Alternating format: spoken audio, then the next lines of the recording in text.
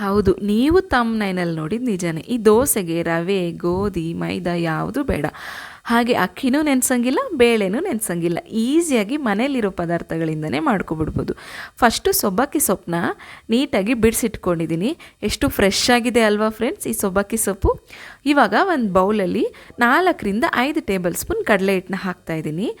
ಹಾಕ್ಕೊಂಡ ನಂತರ ಸಬ್ಬಕ್ಕಿ ಸೊಪ್ಪನ್ನ ವಾಶ್ ಮಾಡಿ ಸಣ್ಣದಾಗಿ ಕಟ್ ಮಾಡ್ಕೊಂಡಿದ್ದೀನಿ, ಅದನ್ನು ಹಾಕ್ಕೊಂಡಿದ್ದೀನಿ. ಅದಾದ ನಂತರ ಒಂದು ಫುಲ್ ಕ್ಯಾರೆಟ್ನ ತುರಿದ್ಬಿಟ್ಟು ಸೇರಿಸ್ತಾ ಇದ್ದೀನಿ. ಇವಾಗ ಒಂದು ಆನಿಯನ್ನ ಸಣ್ಣದಾಗಿ ಕಟ್ ಮಾಡಿ ಅದನ್ನು ಮಿಕ್ಸ್ ಮಾಡ್ಕೊಳ್ತೀನಿ. ಇವಾಗ ಕಡಲೆ ಹಿಟ್ಟಿನ ಜೊತೆ ಇದು 3 ಮಿಕ್ಸ್ ಆಗೋ ರೀತಿ ಸ್ವಲ್ಪನೇ ನೀರು ಹಾಕ್ತಾ ಮಿಕ್ಸ್ ಮಾಡ್ಕೊಂಡು ಹೋಗೋಣ. ಈ 3 ನಿಮಗೆ ಇಲ್ಲಿ ತೆಳುವಾಗಬೇಕಂದ್ರೆ ತೆಳುವಾಗೂ ಮಿಕ್ಸ್ ಮಾಡ್ಕೋಬೋದು, ಇಲ್ಲ ಸ್ವಲ್ಪ ಗಟ್ಟಿಯಾಗಬೇಕಂದ್ರೆ ಗಟ್ಟಿಯಾಗೂ ಮಿಕ್ಸ್ ಮಾಡ್ಕೋಬೋದು. ಮಿಕ್ಸ್ ಮಾಡ್ಕೊಂಡ ನಂತರ ಬ್ಯಾಟರ್ ಕನ್ಸಿಸ್ಟಿಗೆ ತೊಗೊಂಡು ಇವಾಗ ಸ್ವಲ್ಪ ಉಪ್ಪು ಹಾಕ್ಕೊಳ್ತಾ ಇದ್ದೀನಿ. ಉಪ್ಪು ಹಾಕ್ಕೊಂಡ ನಂತರ ಮತ್ತೆ ಒಂದು ಸಲ ಚೆನ್ನಾಗಿ ಮಿಕ್ಸ್ ಮಾಡಿಕೊಂಡು ಸ್ಟವ್ ಮೇಲೆ ತವಾನ ಬಿಸಿಗಿಡೋಣ. ಬಿಸಿಗಿಟ್ಟ ನಂತರ ದೋಸೆನ ಈ ರೀತಿ ಈವನಾಗಿ ಸ್ಪ್ರೆಡ್ ಮಾಡ್ತಾ ಹೋಗೋಣ. ಈವನಾಗಿ ಸ್ಪ್ರೆಡ್ ಮಾಡಿದ ನಂತರ ಎಣ್ಣೆ ಬೇಕಾದರೆ ಹಾಕ್ಕೋಬೋದು, ಇಲ್ಲಾಂದರೆ ಹಾಕ್ತೀರಾ ಹಾಗೆ ಕೂಡ ಮಾಡ್ಕೋಬೋದು. ನಾನಿಲ್ಲಿ 1 ಟೇಬಲ್ ಸ್ಪೂನ್ ಎಣ್ಣೆ ಸುತ್ತ ಸ್ಪ್ರೆಡ್ ಮಾಡ್ತಾಯಿದ್ದೀನಿ.